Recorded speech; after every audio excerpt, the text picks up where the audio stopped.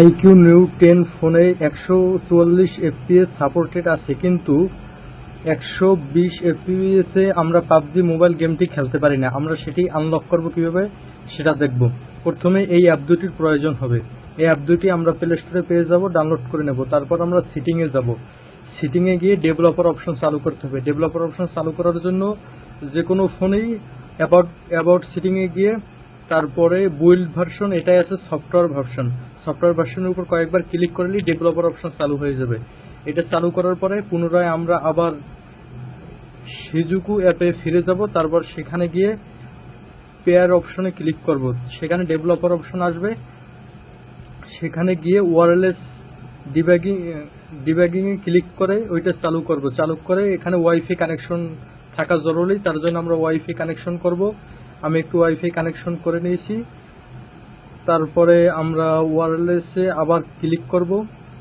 Click করে সেখানে আমরা কানেক্ট করে নেব। এটা অনেক সময় কানেক্ট থাকে না। আমরা এই যে নাম্বারটা আছে, এই নাম্বারটা ক্লিক করলে উপরে এইখানে নাম্বার দেওয়ার অপশন থাকবে, এইটা দিয়ে তারপর আমরা কানেক্ট করে নেব। আমার যেহেতু পূর্বে কানেক্ট ছিল তাই আর দেখালাম না।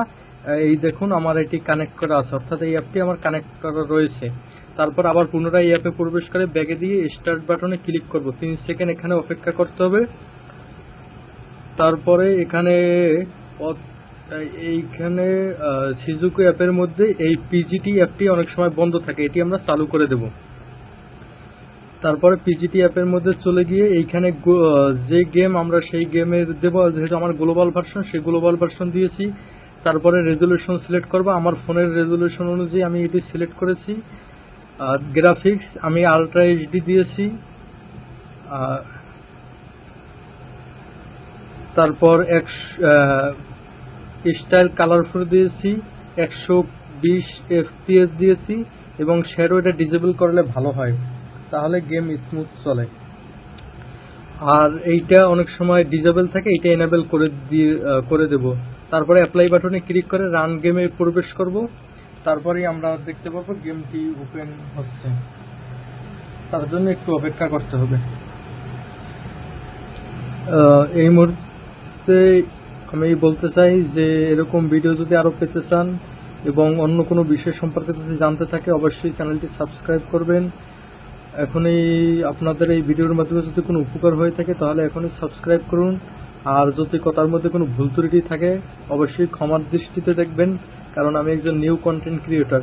এই গেম ওপেন হয়ে গেছে, আমরা এখন দেখব 120 এফপিএস চলে এসেছে। আমরা সেটিংয়ে গিয়ে দেখব যে সেটিংয়ে গ্রাফিক্স কেমন আসছে। এখানে আমরা স্ট্রিম প্লাস চলে এসেছে, কিন্তু এখানে কোনো এইচডিআর বা কোনো কিছু সিলেক্ট করা নাই, এখানে আসবে না। অর্থাৎ আমার এখানে সেটিংয়ে কোনো পরিবর্তন হবে না, কিন্তু আমার 120 এফপিএস চলে আসছে। আমরা একটি মিশনে প্রবেশ করে দেখব কেমন গেম চলে। তার জন্য একটু অপেক্ষা করব।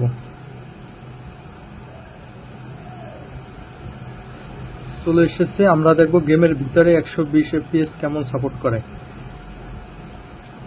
দেখুন এখানে 120 এফপিএস ধরে রেখেছে।